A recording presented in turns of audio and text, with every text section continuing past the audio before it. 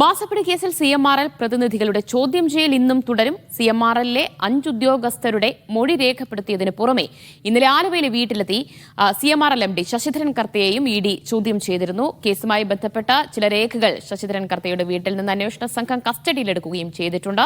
ഈ രേഖകളുടെ വിശദമായ പരിശോധനയും ഇപ്പോൾ തുടരുന്നുണ്ട്. ഷംന അശോക് കൊച്ചിയിൽ നിന്ന് വിവരങ്ങൾ നൽകും. ഷംന, ഇന്നലെ ശശിധരൻ കർത്തയുടെ വീട്ടിലെത്തി രേഖകളൊക്കെ കസ്റ്റഡിയിലെടുത്തിരുന്നു. ആ രേഖകളൊക്കെ ഇപ്പോൾ പരിശോധിച്ചു വരികയാണ്. അപ്പോൾ അധികം വൈകാതെ തന്നെ ടി വീണയ്ക്ക് നോട്ടീസ് നൽകാനുള്ള നീക്കത്തിലാണോ ED?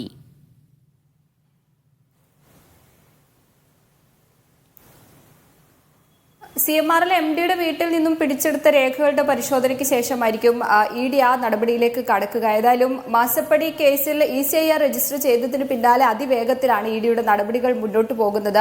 ആദ്യം CMRLലെ 3 ഉദ്യോഗസ്ഥരെ ED ചോദ്യം ചെയ്യുകയുണ്ടായി. അതും മണിക്കൂറുകളോളമാണ് വനിതാ ഉദ്യോഗസ്ഥയെ ഉൾപ്പെടെ ചോദ്യം ചെയ്തിട്ടുണ്ടായിരുന്നത്. ഏകദേശം 24 മണിക്കൂർ ആ ചോദ്യം ചെയ്യൽ നീണ്ടു നിന്നിരുന്നു. അതിന് തൊട്ട് പിന്നാലെയാണ് CMRLന്റെ MD ആയ ശശിധരൻ കർത്തയിലേക്ക് എൻഫോഴ്സ്മെന്റ് ഡയറക്ടറേറ്റ് എത്തുന്നത്. ഇന്നലെ ആലുവയിലെ അദ്ദേഹത്തിന്റെ വീട്ടിലെത്തിയാണ് എൻഫോഴ്സ്മെന്റ് ഡയറക്ടറേറ്റ് ചോദ്യം ചെയ്തിട്ടുണ്ടായിരുന്നത്. ഏകദേശം 1 മണിക്ക് ആരംഭിച്ച ചോദ്യം ചെയ്യൽ രാത്രി 11 മണി വരെയാണ് നീണ്ടു നിന്നിട്ടുണ്ടായിരുന്നത്. ഒപ്പം തന്നെ അവിടെ നിന്നും പ്രധാനപ്പെട്ട ചില രേഖകൾ കൂടി എൻഫോഴ്സ്മെന്റ് ഡയറക്ടറേറ്റ് പിടിച്ചെടുത്തിട്ടുണ്ട്. ഈ ED നേരത്തെ തന്നെ ചില രേഖകൾ ഹാജരാക്കാൻ CMRLനോട് ആവശ്യപ്പെട്ടിരുന്നു.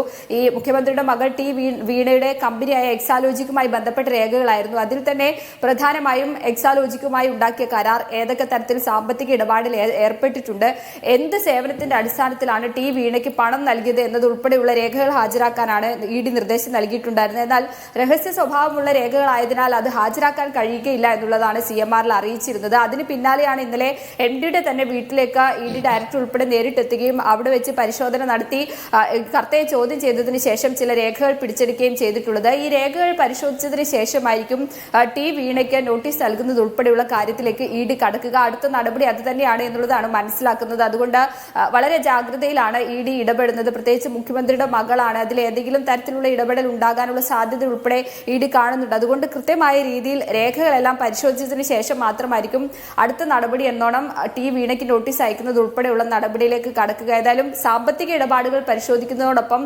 മാസപ്പടിയുമായി ബന്ധപ്പെട്ട കാര്യങ്ങളാണ് പ്രധാനമായും എൻഫോഴ്സ്മെന്റ് ഡയറക്ടറേറ്റ് പരിശോധിക്കുന്നത്. ഈ കഴിഞ്ഞ ദിവസം ശശിധരൻ കർത്ത ഹൈക്കോടതിയെ സമീപിച്ച സമയത്ത് എൻഫോഴ്സ്മെന്റ് ഡയറക്ടറേറ്റ് തന്നെ ഹറാസ് ചെയ്യുന്നുണ്ട്, അറസ്റ്റ് ചെയ്യാനുള്ള സാധ്യതയുണ്ട്, പ്രായാധിക്യമുണ്ട്, ഒപ്പം തന്നെ തനിക്ക് പലതരത്തിലുള്ള അസുഖങ്ങളും ഉണ്ട് എന്ന് കർത്ത കോടതിയെ അറിയിച്ചിരുന്നു. ഒപ്പം തന്നെ CMRLന്റെ ചില ജീവനക്കാർ 3 പേരെയാണ് അന്ന് ചോദ്യം ചെയ്തിട്ടുണ്ടായിരുന്നത്. അവരും ഹൈക്കോടതിയെ സമീപിച്ചിട്ടുണ്ടായിരുന്നു ഈ EDയുടെ ഹറാസ്മെന്റ് ആരോപിച്ചുകൊണ്ട്. അതുകൊണ്ട് ഈ ഹർജി നാളെ ഹൈക്കോടതിയുടെ പരിഗണനയിലേക്ക് വരികയാണ്. കഴിഞ്ഞ ദിവസം ഒരു ഇടക്കാല ആശ്വാസമൊന്നും ലഭിച്ചിരുന്നില്ല.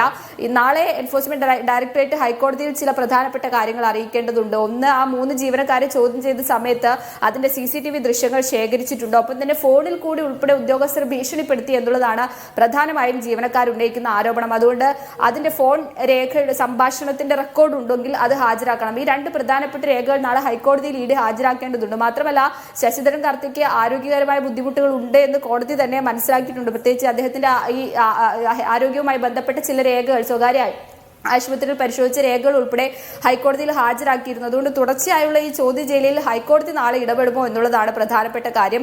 കോടതിയുടെ ഇടപെടൽ ഉണ്ടെങ്കിൽ മാത്രമേ CMRLന് ഇതിൽ നിന്ന് രക്ഷയുള്ളൂ. അല്ലെങ്കിൽ കൃത്യമായി തന്നെ എൻഫോഴ്സ്മെന്റ് ഡയറക്ടറേറ്റിന് മുൻപിൽ CMRL വിവരങ്ങൾ കൈമാറേണ്ടി വരും. ദിവ്യ, അതാണ് ഷംന അശോകാണ് വിവരങ്ങൾ നൽകിയത്. മാസപ്പടി കേസിൽ ED നടപടികൾ വളരെ വേഗത്തിലാക്കുകയാണ്. കഴിഞ്ഞ 1-2 ദിവസമായി CMRL ഉദ്യോഗസ്ഥരെ തുടർച്ചയായി ED ഉദ്യോഗസ്ഥർ ED സംഘം ചോദ്യം ചെയ്തു വരുന്നുണ്ട്.